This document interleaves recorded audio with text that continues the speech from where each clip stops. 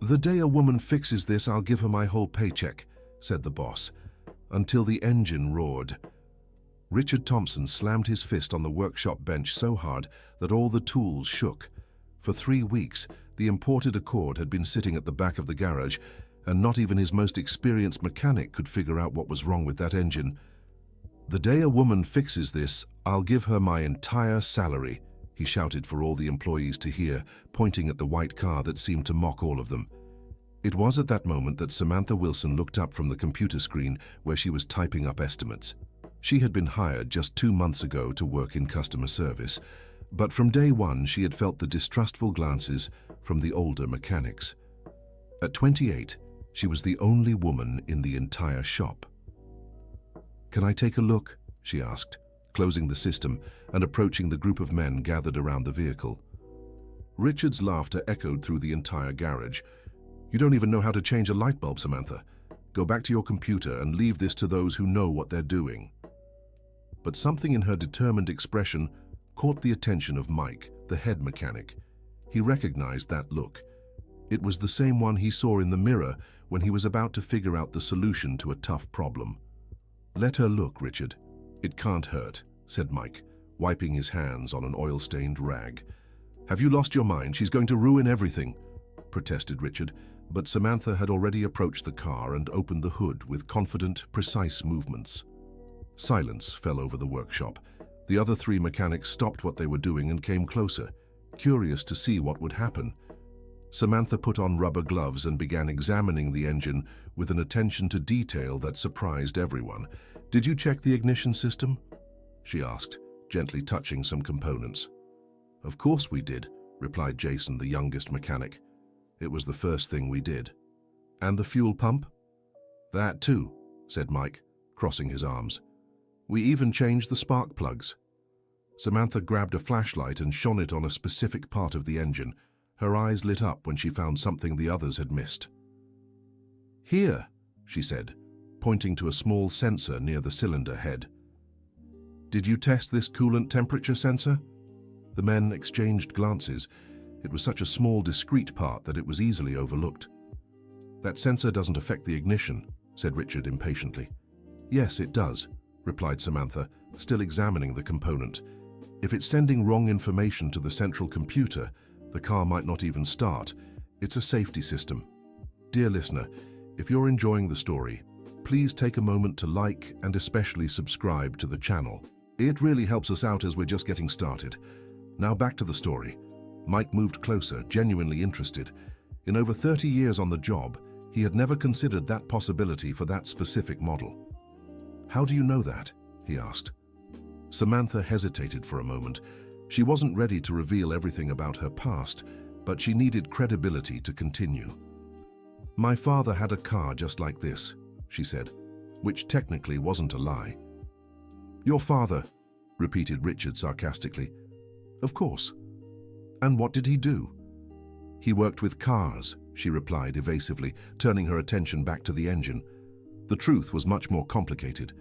Samantha had graduated with a degree in mechanical engineering from the University of Michigan, specializing in automotive engines. During college, she had interned at a German manufacturer and had specifically studied that engine model. But revealing that now would only create more conflict. "I'm going to need a multimeter," she said, holding out her hand. Jason looked at Richard, who shook his head negatively. "I won't let you touch the shop tools," said the boss. "Then just lend me the multimeter. If I break anything, you can deduct it from my salary." The proposal put Richard in a difficult position. If he said no, it would seem like he was afraid of a simple service desk employee. If he said yes and she actually broke something, it would be an expense he didn't want to have. "5 minutes, he finally said. "If you don't find anything, go back to your place and never speak of this again." Samantha took the multimeter from Mike's hands and got to work. She connected the terminals to the sensor and asked someone to turn on the ignition. The display showed a reading completely outside normal parameters. "Here's the problem," she said, showing the result to the others. "The sensor is sending an absurd temperature reading. The computer thinks the engine is overheating and that's why it won't allow ignition." "Impossible," murmured Richard, but his voice no longer held the same conviction as before. "We can test it," said Samantha. Just disconnect this sensor temporarily and try to start the car. If I'm right, it will work." Mike looked at Richard, waiting for a decision. The boss was clearly uncomfortable with the situation, but curiosity won out. "Do the test," he said, trying to maintain an authoritative tone. Samantha carefully disconnected the faulty sensor and signaled for Jason to turn the ignition. The engine coughed once, twice, and on the third attempt roared to life, running perfectly. The silence that followed was deafening. Everyone present looked alternately at the running engine and at Samantha, who was calmly wiping her hands with a rag. "That was luck," said Richard, but his voice betrayed his uncertainty. "Then turn it off and start it again," she suggested. Jason turned off the engine and tried to start it again. It worked on the first try. He turned it off again, started it again. Perfect. "There," said Samantha, closing the hood. "Now just replace the faulty sensor with a new one." Richard stood still in the middle of the shop, processing what had just happened. His employees looked at him expectantly, perfectly remembering the words he had shouted minutes before. "This doesn't mean anything," he finally said. "Anyone could have figured that out." "But no one did," said Mike with a half smile. "In 3 weeks, none of us thought of that sensor." Richard felt the heat rise up his neck. The situation was getting out of his control, and he didn't know how to regain his authority without seeming petty. "Good job, Samantha," said Mike, extending his hand to congratulate her. "You saved us from a big headache." "It was just luck, really," she replied humbly, but inside she felt immense satisfaction.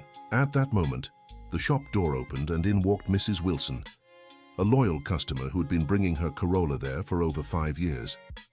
She was a 70-year-old retired lady who always made a point of understanding exactly what was being done to her car. "Good afternoon, everyone," she said, carrying a bag of homemade treats. "I brought some goodies for you." Mrs. Wilson had the habit of bringing some homemade sweets whenever she came to pick up her car. She was one of everyone's favorite customers. "Mrs. Wilson," said Mike, approaching her, "your car was ready yesterday, but we couldn't reach you by phone." "No problem," she said, distributing little kisses to everyone. "I came today because I was anxious to know if you figured out what was causing that strange noise." "We did," said Jason. "It was just a loose belt. We've already replaced it with a new one." Mrs. Wilson smiled with relief, but her gaze was drawn to the white Accord whose engine was still running. "My, what a beautiful car! Is it from a customer?" "Yes," replied Richard, still visibly uncomfortable. "It had been having problems for weeks, but we just fixed it." "That's great," she said, approaching the vehicle. "My late husband had one just like this. It was his pride and joy." Samantha became interested in the conversation. There was something in the woman's voice that indicated knowledge about cars. "Do you understand mechanics?" she asked. "A little bit," replied Mrs. Wilson modestly. "My husband taught me some basics. He said women also needed to know how to take care of their own car." "He was right," said Samantha. "Did you fix the car's problem?" asked Mrs. Wilson, noticing the still dirty gloves on Samantha's hands. Before she could answer, Richard interrupted. "It was teamwork. We all contributed." Mrs. Wilson looked around and sensed the tension in the air. She had known these men for years and could read their expressions. "I understand," she said diplomatically. "Well, I'll go get my Corolla then."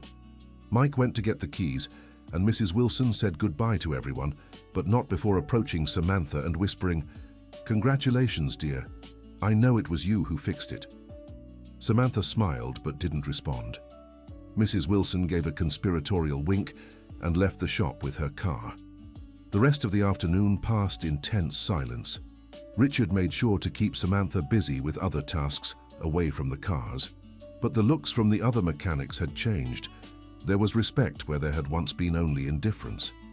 At the end of the shift, when everyone was already preparing to leave, Richard called Samantha for a private conversation in his office. "Have a seat," he said, pointing to a plastic chair in front of his desk. The office was small and messy, with stacks of papers, old calendars on the walls, and the constant smell of oil that permeated everything in the shop. "Look, Samantha," he began, clearly uncomfortable. "What happened today was unexpected." "I know," she replied calmly. "But I don't want this to go to your head. You're still a service employee, not a mechanic." "I understand." And about that story with the salary. You know I was joking, right? It wasn't meant to be taken seriously.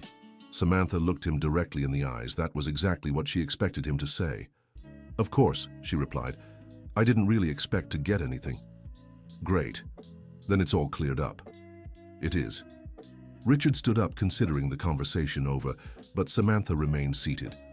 Can I ask a question? She said. Sure. Why are you so afraid of a woman knowing about mechanics?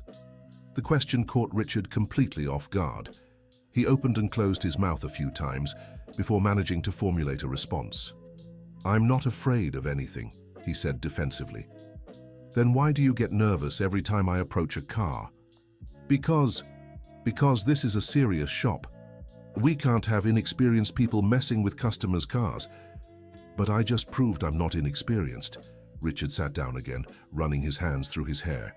The conversation was taking a turn he didn't like. Listen, Samantha, I don't know what game you're playing, but this shop was running just fine before you got here. And it's still running well. Better, actually.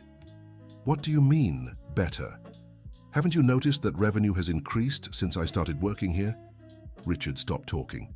He hadn't thought about that, but she was right. The numbers from the last 2 months had been better than expected. That has nothing to do with you, he said. Yes, it does. When customers feel well taken care of, they come back. And when they trust the diagnosis, they accept the estimates without questioning. Samantha got up from the chair and headed to the door, but stopped before leaving. I just think about one thing, Richard. If you really want this auto shop to grow, maybe it's time to stop wasting talent. With that, she walked out, leaving the boss alone with his thoughts. Dear listener, if you're enjoying the story, please take a moment to like and especially subscribe to the channel. It really helps us who are just starting out. Now, continuing. The next morning, Samantha arrived at the shop as usual at 7:30, but she found an unusual scene. Richard was on the phone talking animatedly with someone about the Accord that had been repaired. That's right, Dr. Anderson. The car is running perfectly. It was a problem with the temperature sensor. Yes, the coolant temperature sensor. No, it wasn't hard to diagnose, and of course you can pick it up today. He hung up the phone with a satisfied smile, and only then noticed Samantha's presence. Good morning, she said neutrally. Good morning, he replied, losing some of his enthusiasm. Was that the owner of the Accord? Yes, he was worried because he'd taken the car to 2 other shops and no one could figure out the problem. And now he's satisfied with the work. Very satisfied. He even scheduled a full service for next week. Samantha nodded and went to her workstation, but Richard called her back. Samantha, wait a moment.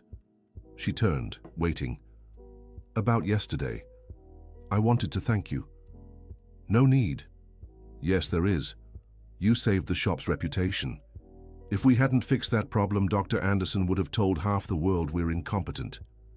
It was just a faulty sensor, but none of us thought of that. There was a moment of silence between them. Richard was clearly wrestling with something internally. Look, he said finally, maybe I was a bit hasty yesterday about that salary thing. What do you mean? Well, you technically met the challenge. A woman did fix the car. Samantha looked at him in surprise. She hadn't expected him to admit that. But I can't give you my entire salary, he continued quickly. The shop has costs, employees to pay. I didn't ask for your salary. I know, but how about we make a deal? What kind of deal? A bonus.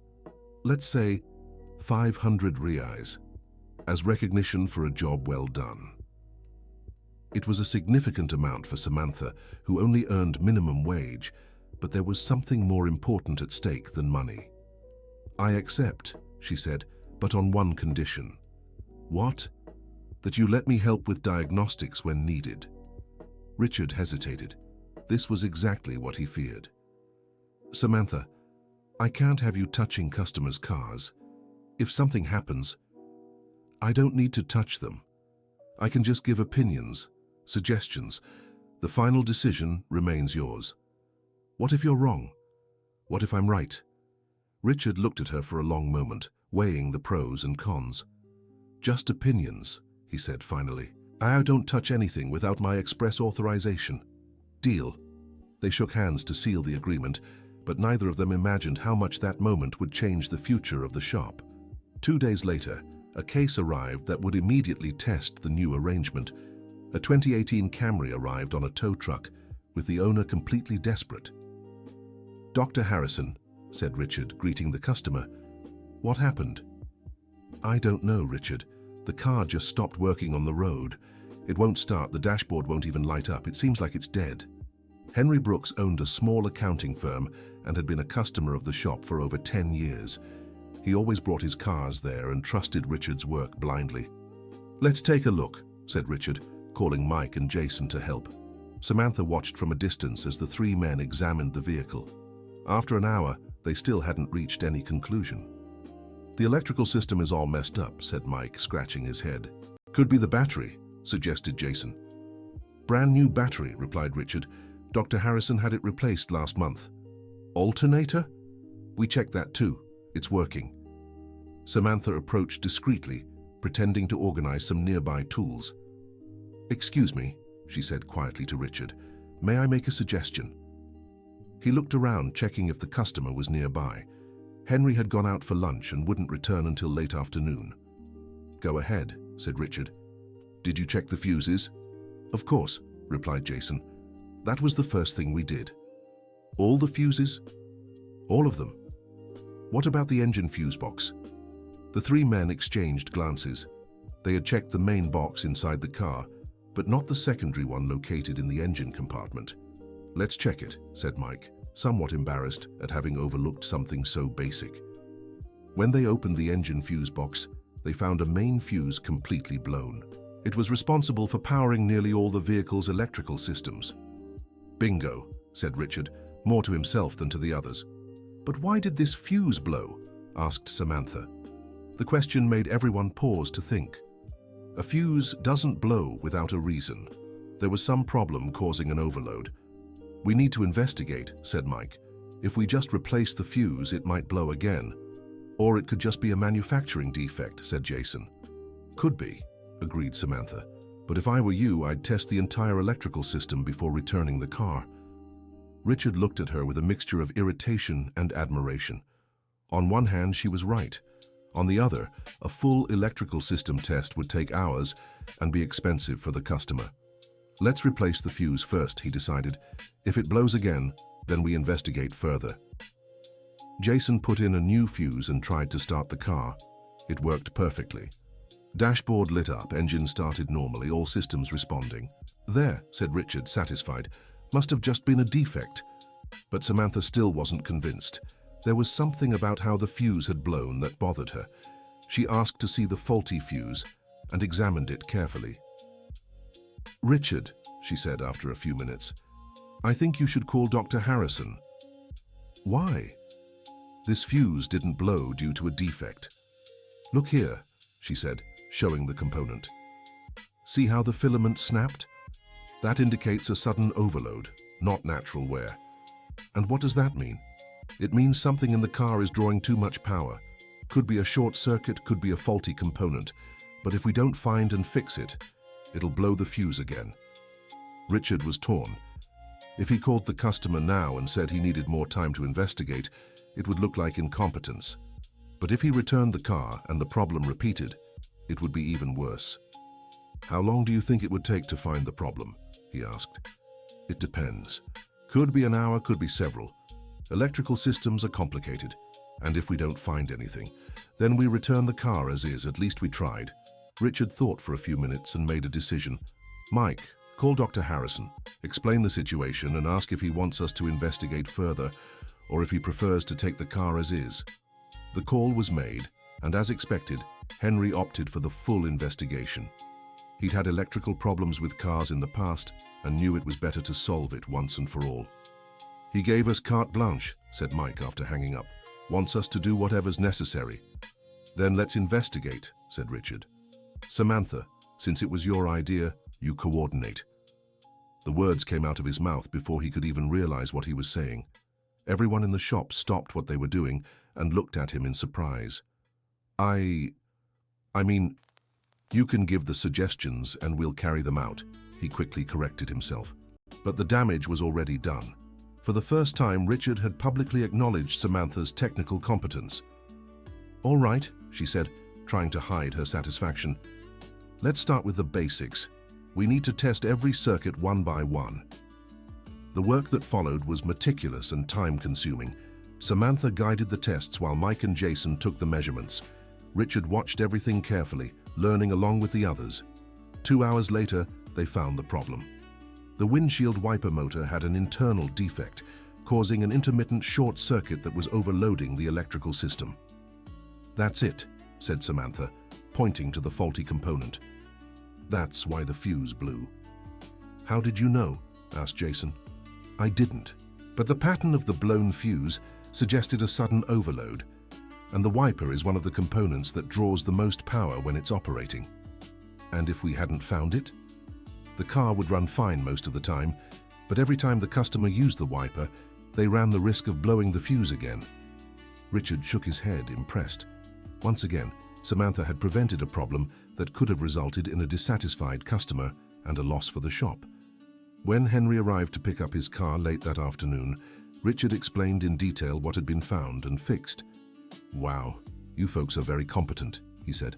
"At another shop, they surely would have just replaced the fuse and given me the car back." "We like to do the job right," replied Richard, avoiding mentioning that the discovery had been Samantha's. "That's why I always come here," said Henry, paying the bill without questioning the amount. "You're the best in the area." After the customer left, the shop fell silent. Everyone knew that once again Samantha had saved the day. "Good job, Samantha," said Mike, giving her a pat on the shoulder. "You have a very good eye for this." "Thank you," she replied modestly.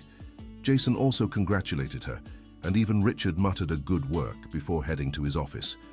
But as the days passed, the shop's dynamic began to change in a subtle way. The mechanics started consulting Samantha more often, especially when they encountered more complex problems. She always answered politely and precisely, never trying to impose herself or diminish the knowledge of others. Richard watched it all with mixed feelings. On one hand, he couldn't deny that Samantha's presence was making the shop more efficient.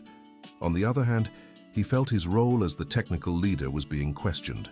The situation came to a head 2 weeks later, when a case arrived that none of them had faced before. An Audi A4 with electronic injection that had intermittent failures. "I've never worked on an Audi," admitted Mike after 2 hours of frustrated attempts. "Me neither," said Jason. "This injection system is very different from what we're used to." Richard was visibly stressed. The car's owner, an important local businessman, had made it clear he needed the vehicle running by the end of the day for a business trip. "We're going to have to take it to a dealership," he finally said. "We can't risk it." "Can I try?" asked Samantha calmly. "Try what?" "Take a look at the system. Audi has some particularities, but the basic principle is the same." "You know Audi?" "A little." In truth, Samantha had taken a specific course on Audi engines during her undergraduate studies, but she didn't think it necessary to share that detail. "If you break anything, I'm just going to look. I won't touch anything without your permission." Richard looked at his watch. It was already past 3 in the afternoon, and the dealerships would close soon. If they tried to take the car somewhere else, they probably wouldn't be able to fix it in time. 5 minutes, he said. "Just to look." Samantha approached the Audi and connected the diagnostic scanner. Immediately, a series of error codes appeared on the screen. "Interesting," she murmured, analyzing the information. "What is it?" "The system is detecting failures in several sensors at the same time, but that's impossible. It's not normal for so many components to fail simultaneously." "So what could it be?" "A communication problem. Something is interfering with the data exchange between the sensors and the central unit." She continued analyzing the data for a few minutes, making notes on a piece of paper. "Richard," she said finally, "I need to check something in the wiring harness." "What thing?" "There's a specific point where all the data cables for the injection system pass through. If there's any problem there, it could cause exactly these symptoms." "Where is this point?" "Near the firewall, on the right side of the engine." Richard hesitated. Allowing her to tamper with the wiring harness of an Audi was a huge risk. "What if you damage the cables?" I'm just going to do a visual inspection. If I find anything suspicious, you decide what to do." After a few more moments of hesitation, Richard agreed. Samantha opened the hood and quickly located the spot she was looking for. "Here," she said, shining a flashlight on a specific area. "Can you see?" The three men approached to look. In the middle of the wiring harness, there was a small area where the cable protection was damaged, exposing some wires. "That wasn't like that when the car arrived," said Jason. "Of course it was," replied Samantha. "You just didn't notice because it's in a hard-to-see spot, and that could cause the problem?" "Definitely. The wires are making contact with each other, causing interference in the signals. That's why the central unit is receiving wrong information from several sensors." "How do you fix it?" "Just insulate the damaged wires. Electrical tape will do it." Richard looked at Mike, who nodded, approving the solution. It was simple, fast, and didn't involve any risks. "Do the repair," he said. Samantha worked carefully, insulating each damaged wire and repositioning the wiring harness to prevent the problem from recurring. When she finished, she cleared the error codes from the system and asked them to start the car. The Audi purred smoothly, without any hesitation or irregularity. "Perfect," said Mike admiringly. "Let's test drive it," suggested Samantha. "Sometimes the symptoms only appear when the car is moving." Jason took the vehicle around the block and returned with a smile on his face. "It's working perfectly," he said. "It doesn't even seem like the same car." When the Audi owner arrived to pick up his vehicle, Richard explained what had been found and fixed.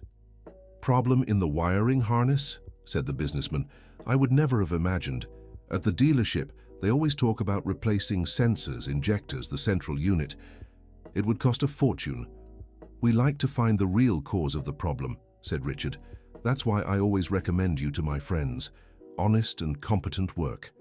After the customer left, Richard went to his office without saying a word. The others stayed in the shop talking about the case they had just solved. "Samantha is amazing," said Jason. "How does she manage to see these things that we don't?" "Experience," replied Mike. "She must have studied a lot before coming to work here." "Or maybe she has a natural talent," suggested Jason. Samantha heard the conversation, but didn't participate. "I knew your competence was becoming a problem for Richard, and I didn't want to make the situation worse. Dear listener, if you're enjoying the story, please take a moment to like and especially subscribe to the channel. It really helps us, who are just starting out. Now continuing, at the end of that week, Richard called a meeting with all the employees. It was Friday, and normally they would finish work early, but the boss said he needed to talk to the team. "Everyone," he began, clearly uncomfortable. "You know our shop has always had a good reputation in the area." Everyone agreed with nods. "And in recent weeks, we've had some significant successes with difficult cases." More nods. "But I need to make one thing clear," he continued, looking directly at Samantha. "Hierarchy is hierarchy. I'm the owner, Mike is the head mechanic, and everyone has their well-defined role." The atmosphere became tense. Everyone understood that the speech was directed at recent events. "I don't want the situation to get out of control," said Richard. "Diagnoses and technical decisions go through me. Always." "Of course, boss," said Mike. "No one has questioned your authority." "I know, but it's good to be clear." Samantha remained silent throughout the entire meeting, but inside she was boiling, not because of the reprimand, but because of the hypocrisy of the situation. Richard was benefiting from her knowledge, but didn't have the courage to acknowledge it publicly. After the meeting, everyone dispersed. Mike and Jason went out for a beer, as they did every Friday. Richard went to his office. Samantha was left alone in the shop, organizing her things. It was then that she heard voices coming from the office. Richard was on the phone with someone, and the tone of the conversation caught her attention. "No, Dr. Anderson, you can bring your car here. Of course we can fix it." "An Audi? No problem. We have experience with imported cars." Samantha shook her head in disbelief. Richard was promising services he knew he couldn't deliver on his own. "Monday at 8 in the morning is perfect. Don't worry, we'll take good care of your car." When he hung up the phone, Samantha knocked on the office door. "Can I come in?" she asked. "Come in," he said without looking up from the papers on his desk. I heard you talking about an Audi. Is it a new case? Yes. Dr. Anderson has a Q5 with a suspension problem. He said other mechanics couldn't fix it. And you think you can? Why wouldn't I be able to? Samantha looked at him for a long moment before answering. Richard, the suspension on an Audi Q5 is very specific. It has components you can only find at the dealership, special tools. We'll manage, and if you can't fix it, I will. How can you be so sure? Richard finally looked up and stared directly at her. Because you're going to help me. The answer was so direct and honest that Samantha was momentarily speechless. Oh, she finally said. So now you admit you need my help. I didn't say that. Yes, you did. You just said it. Richard leaned back in his chair, realizing he had contradicted himself. Look, Samantha, he said after a few seconds. I know you understand cars, more than you should for someone who works in customer service. And I also know you're helping me, even when I don't ask. I am. Why? The question took Samantha by surprise. It was a good question, and she didn't have a simple answer. Because I like solving problems, she said after thinking for a bit. Just that? And because I need the job. You could get a job anywhere with the knowledge you have.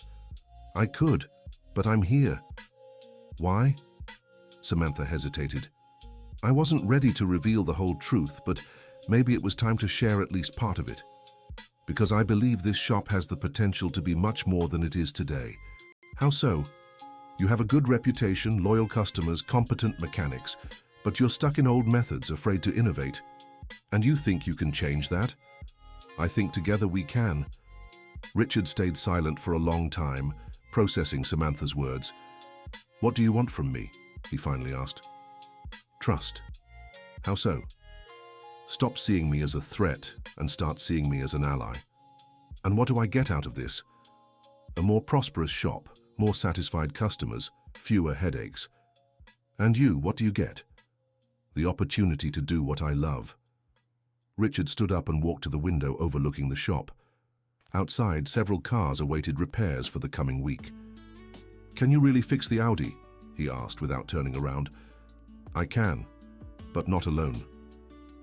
How not alone? Audi suspension requires knowledge and proper equipment. I have the knowledge, you have the equipment. And if it goes wrong, then we take responsibility together. Richard turned to face her again. All right, he said. Let's try doing things differently. How differently? On Monday, when Dr. Anderson brings in his car, you'll be in charge of the diagnosis, officially. Officially? I'll introduce you as our import car specialist. Samantha felt her heart race. This was more than she expected. And the others, Mike and Jason, how will they react? They'll have to accept it. They've already noticed you know your stuff.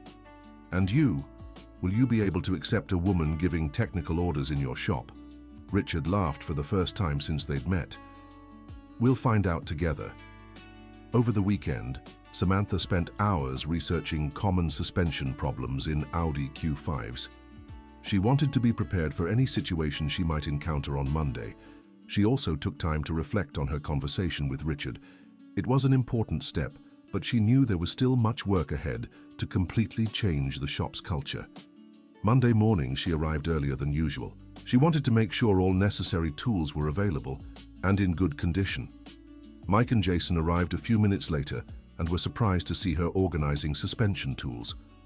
Going to work on suspension? Asked Jason. Maybe, she replied calmly. The Audi coming in today? Yes. Mike and Jason exchanged looks, but asked no further questions. At 8 sharp, Dr. Anderson arrived with his black Audi Q5. He was a well-dressed middle-aged man who exuded authority. Good morning, Richard, he said, greeting the shop owner. Brought in the problem we discussed. Good morning, Dr. Anderson. Can you describe the symptoms? It's the rear suspension. Makes a strange noise when I go over speed bumps or potholes. I've taken it to 3 different shops and nobody could identify the problem. I see. Well, today we have a different approach. Richard turned to Samantha, who approached confidently. Dr. Anderson, this is Samantha, our import car specialist. She'll handle your vehicle's diagnosis. The businessman looked at Samantha with obvious surprise. Specialist? He asked, not hiding his skepticism. That's right, Richard replied with more conviction than he felt. She has specific experience with Audis. Murmured Dr. Anderson. Well, if you trust her. You can leave your car with us, Samantha said professionally. I'll do a complete evaluation and get back to you in a few hours. All right. But I need the car working perfectly by tomorrow. I have an important trip. Understood. We'll take care of it. After the customer left, Richard approached Samantha. Now it's your show, he said. I hope you know what you're doing. I do, but I'll need everyone's help. You can count on us. Samantha began the work by raising the car on the lift and examining the entire rear suspension. Mike and Jason watched, curious to see how she would approach the problem. First things first, she said, addressing the two mechanics. We'll test all the moving components of the suspension. Bump stops, bushings, shock absorbers. How do you want to do that? Asked Mike. Manually. We'll move each part and feel for excessive play or abnormal resistance. The work was meticulous. Each component was tested individually, but everything seemed to be in perfect condition. Strange, murmured Samantha after 2 hours of analysis. Physically, everything is normal. Then what could the problem be? Asked Jason.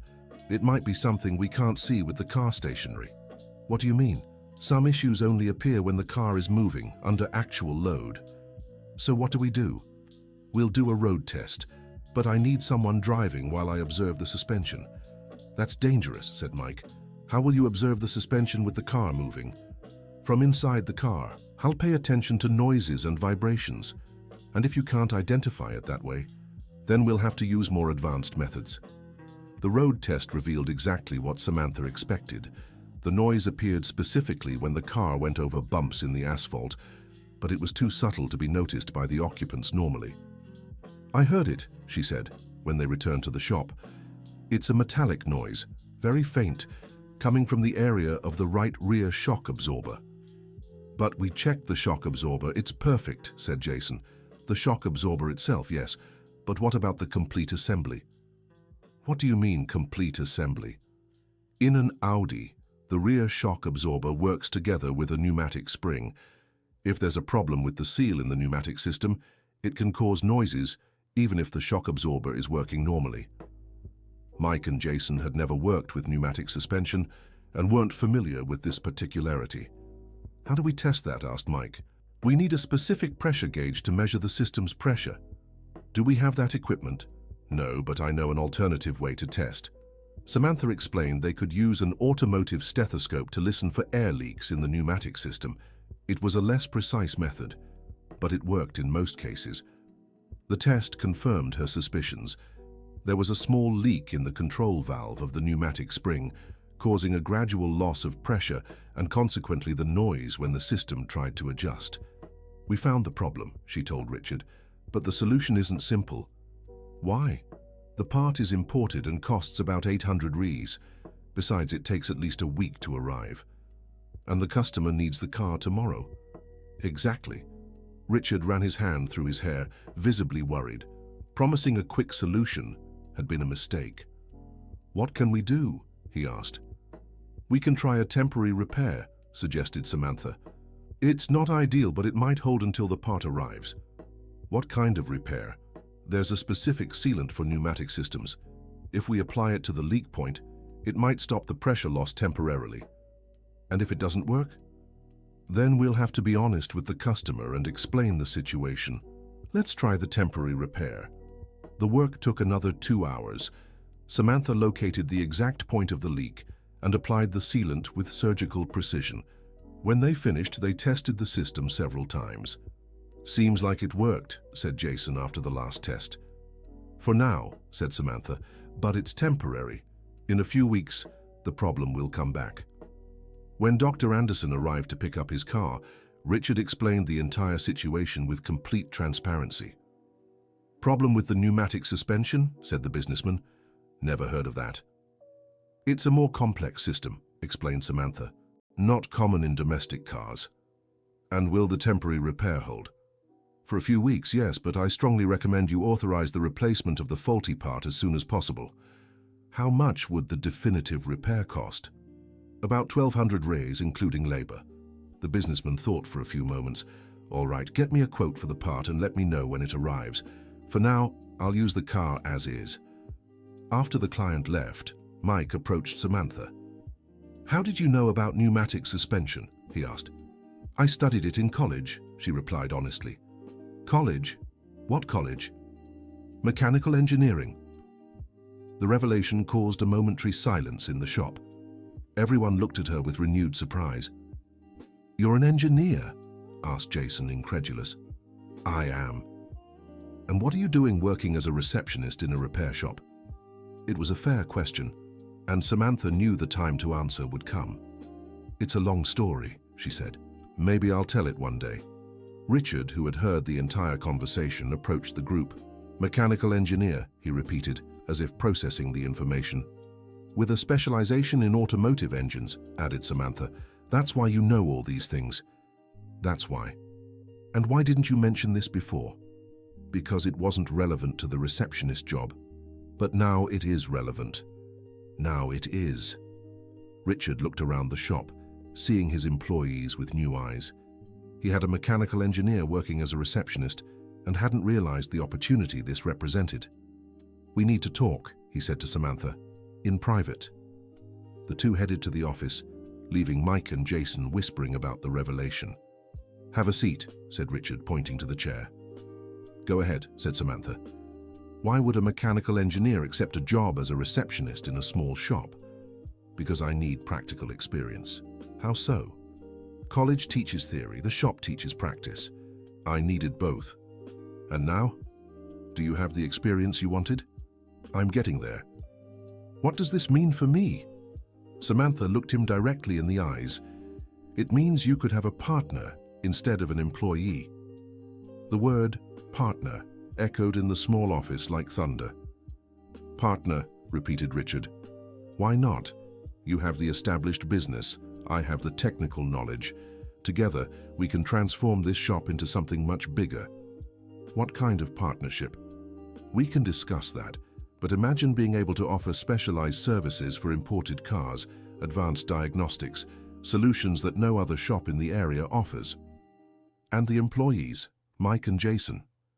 They stay, but with better salaries and growth opportunities. Richard leaned back in his chair, clearly trying to process all the implications of the proposal. You've thought about this before, haven't you? He asked. You came here with this idea. Not exactly. But when I saw this shop's potential, I started thinking about the possibilities. What potential? Excellent location, loyal customers, solid reputation. It just lacks technical modernization. And you think you can provide that? I know I can. Richard was silent for several minutes, looking through the window at the shop where Mike and Jason were working. I need to think, he said finally. Of course, there's no rush. But keep working normally in the meantime. Obviously. And keep helping with the difficult diagnostics. If you want. I do. In the following days, the shop's dynamic changed completely. Richard Thompson began officially introducing Samantha Wilson as the technical specialist to clients, and she took responsibility for all the most complex cases.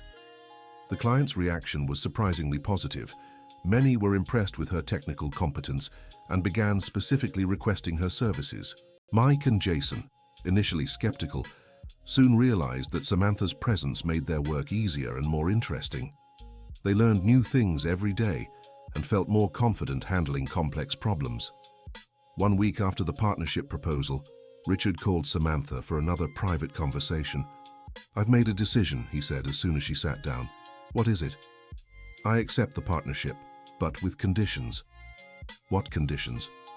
First, you remain an employee for 3 more months. It's a trial period to see how we work together as partners. I agree. Second, if it works out, the partnership will be 50-50. 50% for each. 50-50. Samantha was surprised. She had expected a much less generous proposal. You bring technical knowledge and modernization. I bring structure and clientele. It's fair. It's more than fair. It's generous. Third, if it doesn't work out, you leave the shop and cannot work with automobiles within a 50-kilometer radius for 2 years. That condition is harsh. It's protection for me. If I share all the business secrets with you and then it doesn't work, I can't risk you becoming a competitor. Samantha thought for a few moments. It was a tough condition, but she understood Richard's concern.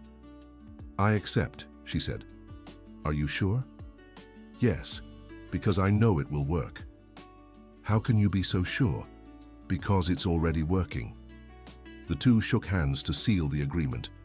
It was the beginning of a new phase for both. During the next 3 months, the shop prospered like never before. The combination of Richard's practical experience with Samantha's technical knowledge resulted in superior quality service that attracted clients from all over the region. They implemented more advanced diagnostic systems, began working with luxury cars that were previously rejected, and developed a reputation as the only shop capable of solving problems others couldn't. Mike and Jason were promoted and received significant raises. The shop hired 2 more mechanics to handle the growing demand. At the end of the 3-month period, Richard had no doubts about the partnership. It's decided, he told Samantha on a Friday afternoon. Starting Monday, we are official partners. Thank you for the opportunity, she replied. Thank you. You transformed this place. We transformed it. Together. It was true.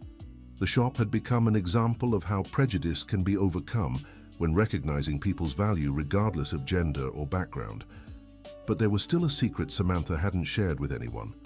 A secret about her past that explained why she had so much technical knowledge and why she had specifically chosen that shop to work. The revelation would come a few weeks later, when an unexpected client arrived who would change everything once again. It was a Tuesday morning when a navy blue 1978 Dodge Mustang entered the shop. The car was impeccably maintained, with the body shining like new and the engine purring with the smoothness of a feline. From the car stepped a man about 60 years old, with graying hair, wearing a clean and well-pressed mechanic's jumpsuit. He looked around the shop with experienced eyes, evaluating every detail. "Good morning," he said, approaching Richard. "I'm Anthony Wilson. I'd like to speak with the owner." "That would be me," replied Richard. "Richard Thompson. How can I help you?" "I've heard you are very competent, especially with difficult diagnostics. We try to do our best. What's wrong with your car?" Anthony smiled. "Nothing at all. Actually, I'm a mechanic too, retired." "Oh, I see. So it's a courtesy visit. More or less, I've heard interesting things about this shop. They say you have a very competent specialist." "Yes, we do," replied Richard with pride. "Samantha. She's a mechanical engineer and knows cars like no one else." "Samantha Wilson?" "Yes, that's her name. Why? Do you know her?" Anthony didn't answer immediately. His eyes scanned the shop until he found Samantha, who was examining the engine of a Ford Fiesta near the back of the warehouse. "Yes, I do," he said finally. "She's my daughter." The revelation hit like a bomb. Richard looked back and forth between Anthony and Samantha, trying to process the information. "Your daughter?" he repeated. "My daughter," confirmed Anthony. "And from what I can see, she's finally found the right place to work." Samantha had noticed the Mustang's presence and approached to greet the customer. When she saw who it was, her face lit up with a genuine smile. "Dad," she said, running to hug him. "Hi, my dear. How are you?" "I'm well. Very well. But what are you doing here?" "I came to meet your new partners," said Anthony, looking at Richard. "Partners?" Richard was still trying to understand the situation. "Dad, this is Richard," said Samantha, making the introductions. "Richard, this is my father, Anthony Wilson." "Pleasure to meet you," said Anthony, extending his hand. "The pleasure is mine," replied Richard, still visibly confused. "I think you two have a lot to talk about," said Anthony. "May I suggest you close early today and we all go to lunch together? I have some stories to tell." The lunch took place at a simple restaurant near the shop. Mike and Jason were included in the invitation, as Anthony insisted on meeting the whole team. "Well," Anthony began after everyone was seated, I suppose I owe you some explanations." "Some?" said Samantha with irony. "You disappeared 6 months ago without a word." "I didn't disappear. I went to take care of some unfinished business." "What business? What related to my old business?" Richard paid attention to the conversation, trying to piece together the puzzle. "What business?" Anthony asked. "I had a shop," replied Anthony. "Wilson Automotive. Perhaps you've heard of it." Mike nearly choked on his drink. "Wilson Automotive," he repeated. "The shop that closed last year. The very one." "But that was the biggest shop in the area," said Jason. "They worked on luxury cars, imports." "Exactly," confirmed Anthony. "It was mine." "And why did it close?" asked Richard. Anthony looked at his daughter before answering. "Family problems," he said finally. "My wife got sick and I needed to take care of her. I couldn't give the business the attention it needed anymore." "And Samantha, couldn't she help?" "She could and she did, a lot. But she was finishing college and I didn't want to overload her." "So you closed the shop?" "I sold it to a competitor, but with one condition. He couldn't use the Wilson name or hire my employees for 2 years. And now the 2 years have passed. I'm free to return to the market." Samantha looked at her father with a mix of joy and apprehension. "Do you want to reopen Wilson Automotive?" she asked. "Not exactly," replied Anthony. "I'm too old to start all over again." "Then what do you want?" Anthony smiled and looked around the table. "I want to invest in a shop that's already doing well and has the potential to grow much more." The silence that followed was filled with expectation. "This shop?" asked Richard finally. "This shop," confirmed Anthony. "What do you mean, invest?" "I want to buy a share of the partnership. To contribute capital for modernization, expansion, new equipment." "How much capital?" "Enough to turn this shop into the best in the region." Richard looked at Samantha, who seemed as surprised as he was. "Did you know about this?" he asked her. "I had no idea," she answered honestly. "I didn't tell her anything because I wanted to meet you first," explained Anthony. "I wanted to make sure she had chosen good partners." "And what's the verdict?" asked Mike. "You're excellent. I saw cars in the shop that can only be fixed with a lot of knowledge and proper equipment. I saw organization, respect among employees, satisfied customers." "Thank you," said Richard modestly. "But most importantly," continued Anthony, "I saw my daughter happy and fulfilled doing what she loves. That's priceless." Samantha felt her eyes welling up. She didn't expect to hear those words from her father. "So what's the proposal?" asked Richard, getting back to practical matters. "A partnership between 3 people. 1/3 for each. I'll provide capital for investments. You keep running the day-to-day." "How much capital?" 200,000 Rs to start. The amount made everyone at the table exchange glances. It was a lot of money, enough to completely transform the shop. "And what would you expect in return?" asked Richard. "Profits proportional to the investment and the satisfaction of seeing my daughter running the best automotive repair business in the region." "Running?" Samantha finally spoke. "What do you mean running?" "You're the most technically qualified. It makes sense for you to be the technical director of the company. But what about Richard? He's the original owner. And he'll continue to be. He can be the administrative director, each with their own specialties." Richard took a few minutes to process the proposal. It was a unique opportunity, but it also represented a radical change in his life. "I need to think," he said finally. "Of course," answered Anthony. "Take all the time you need." "One question," said Mike. "If the shop grows as you're planning, what happens to us?" "You'll grow along with it," answered Anthony. "You'll become team leaders, supervisors. We'll need to hire a lot of new people. And the salaries? They'll go up proportionally with the company's growth." Jason and Mike smiled. It was more than they could have dreamed of. The lunch ended with everyone feeling optimistic, but aware that important decisions needed to be made. Back at the shop, Richard asked to speak with Samantha privately. "Your father didn't tell the whole truth," he said as soon as they sat down in the office. "What do you mean?" "Wilson Automotive didn't close just because of family problems. I remember what happened." "What do you know?" "Your father had problems with an important client, a local businessman who didn't pay a large bill and even spread the word that the work had been done poorly. How do you know that? Because that businessman later came here wanting me to do a free job to fix your father's work. And did you do it? Of course not. I knew Wilson Automotive's reputation. I knew that if there was a problem, it wasn't due to technical incompetence. And what happened? The guy left here angry and started spreading that all the shops in the area were incompetent. Who was this businessman? Robert Davidson, owner of a large construction company. Samantha knew the name. Robert Davidson had a reputation for being a bad payer and troublesome. And why are you telling me this now? Because if your father is proposing this partnership, it means he's overcome that problem. And I want to understand how. I'll ask him. That night, Samantha had a long conversation with her father at his house. Anthony explained that he had spent the last few months resolving legal matters related to the closure of the old shop. Robert Davidson owed me 120,000 Rs, he told her.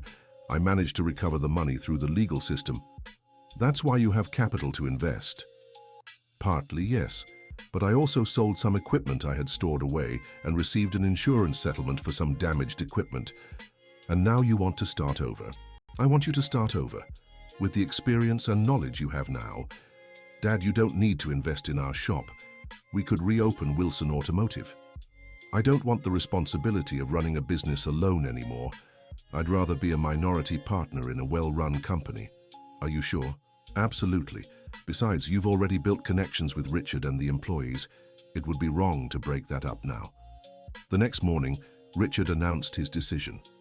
I accept your father's proposal, he said to Samantha, but with one additional condition.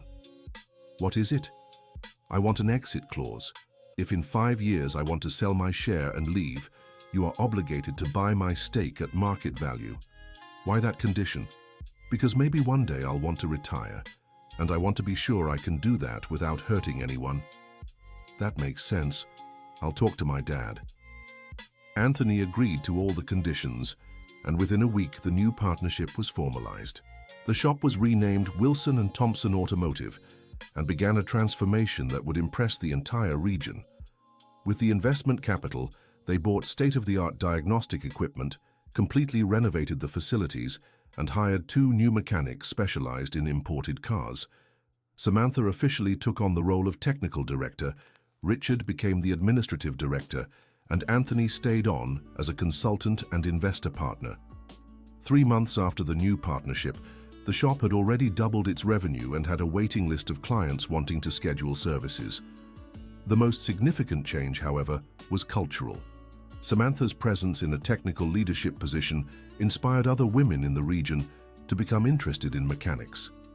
The shop began offering basic mechanics courses for women on weekends, which were always fully booked. Mike and Jason became instructors for the courses and discovered they had a talent for teaching. Their salaries tripled compared to what they earned before Samantha arrived. 1 year after the transformation, the shop received an unexpected visit.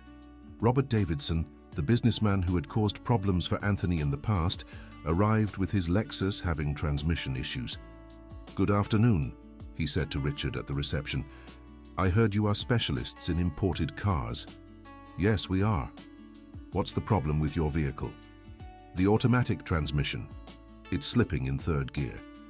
"Let's take a look. Can you leave the car with us?" "Can you fix it?" "If anyone can fix it, it's us." Robert left the car and went on his way. When Anthony saw the Lexus in the shop, he immediately recognized the owner. "This car belongs to Robert Davidson," he said to Samantha. "The man who caused you problems?" "The very one." "What do you want to do?" "The job, to the best of our ability." "Are you sure?" "Absolutely. We are not like him." Samantha personally took on the diagnosis of the Lexus. The problem was complex, involving the transmission control unit's programming, but she managed to identify and fix it in 2 days. When Robert returned to pick up his car, he was impressed with the quality of the service. "Perfect," he said after testing the vehicle. "Better than when it was new." "We're happy to help," Richard replied professionally. "Who did the work? I'd like to thank them personally." It was our technical director, engineer Samantha Wilson. When Samantha introduced herself, Robert became visibly uncomfortable. "Wilson?" he repeated. Are you related to Anthony Wilson from the old Wilson Automotive? I'm his daughter. Robert turned pale. He knew he had treated Anthony unfairly in the past and was now receiving impeccable service in return. I would like to speak with your father, he said hesitantly. He's right here. Dad, Mr. Davidson would like to speak with you. Anthony approached calmly. Mr. Davidson, he said politely. Anthony, I need to apologize for what happened years ago. No need. It's all settled. No, it's not. I was unfair to you. I didn't pay the bill, spread lies about your work. Like I said, it's all settled. But I want to make it right. How much was that bill again?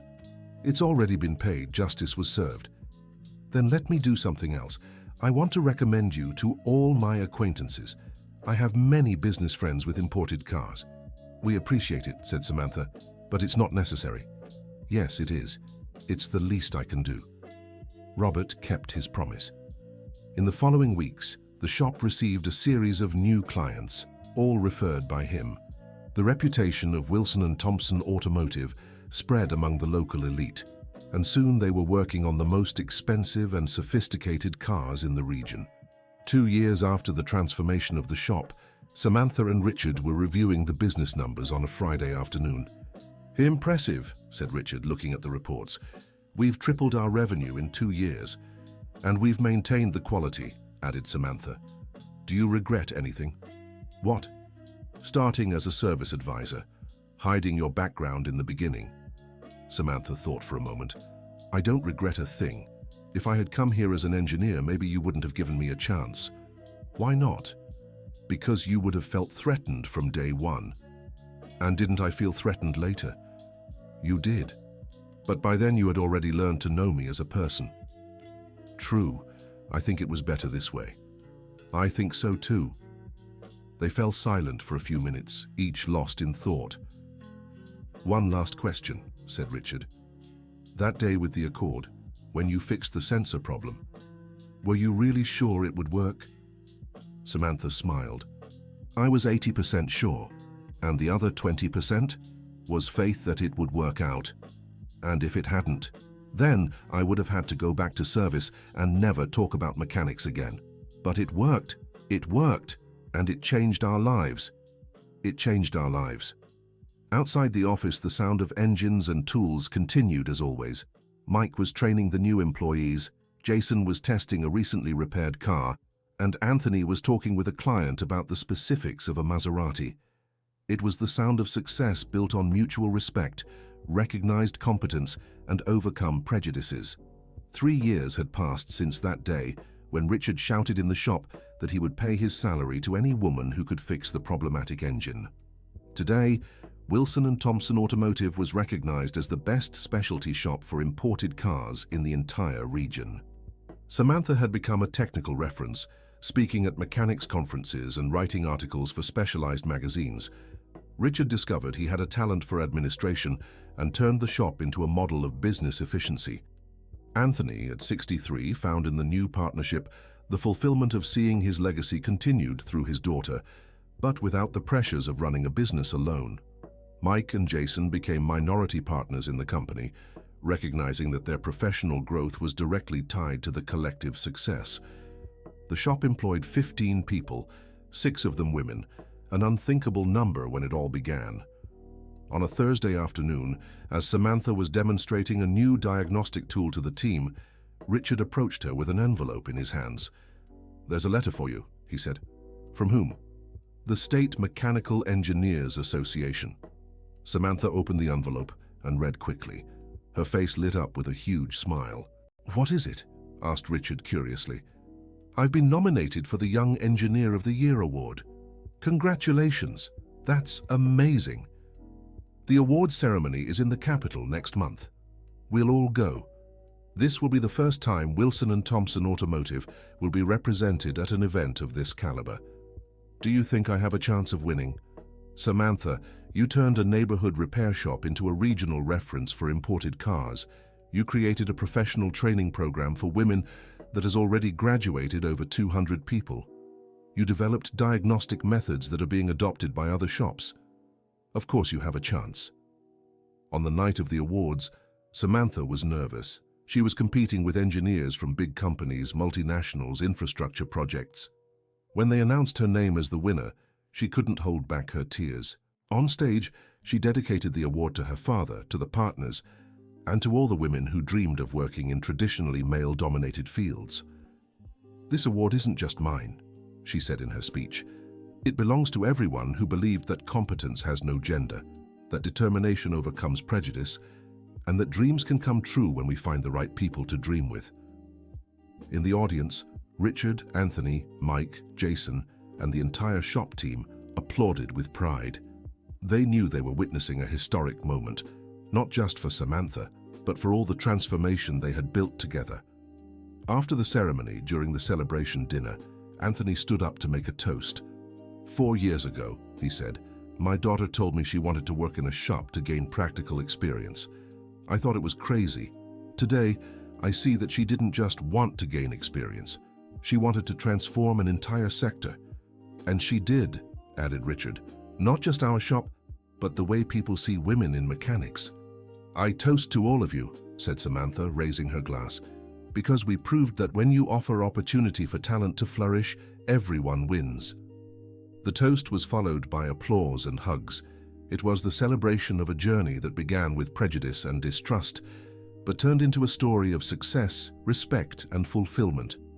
6 months after the award, Wilson & Thompson Automotive opened a second location, specializing exclusively in electric and hybrid cars. Samantha had anticipated the market trend and prepared the company for the future of mobility. Richard, who had discovered his calling for people management, became president of the Regional Automotive Business Owners Association. He used the position to promote the inclusion of women in the sector and create technical training programs.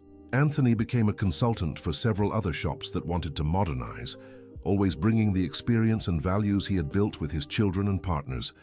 The story that began with a prejudiced shout, "The day a woman fixes this, I'll give up my paycheck," had turned into a lesson about how talent, when recognized and valued, can transform not just businesses, but entire mindsets. 5 years later, when journalists asked Richard about his transformation from a chauvinistic boss to an advocate for gender equality in the workplace, he always gave the same answer. "I didn't change out of kindness or social consciousness. I changed because I discovered I was wasting talent out of pure prejudice. And wasting talent is terrible for business." For Samantha, her greatest pride wasn't the business success or the awards received. It was receiving letters from young women all over the country saying they had been inspired by her story to pursue careers in technical fields. "Each one of these letters is worth more than any award," she would say whenever asked about her greatest source of satisfaction.